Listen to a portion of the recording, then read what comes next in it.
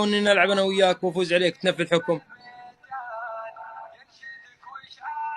ترى ارفع لومك. ليه؟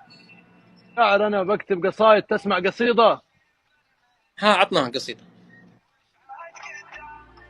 اقول الحال وصل الاخضر، الوضع اصبح خطير.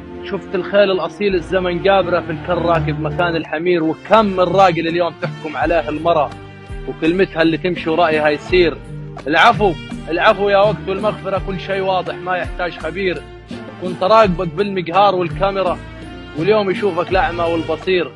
الناس في الاحترام والميسرة بقيت تحترم قليل الحياة اللي رصيدها كتير. احنا فقارة لكن عقولنا منورة، نفر منا يتصرف كنا أمير.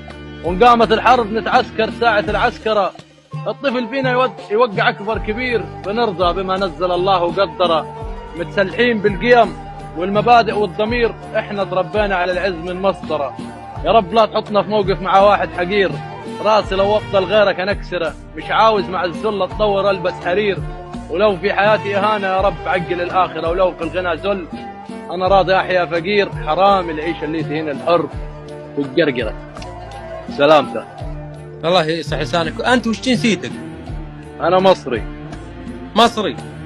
نعم. طيب ليش تشتري علي؟ لا يا اخوي، نشر انا ايدي كذا طريقه الشعر ابد، انت محشوم. هلا وين ما عاد خلت فيها حشمه، لكن اسمعك يحطها في الانتخاب وانقلع. والله انك قليل حياه وصح ما فيك حشمه.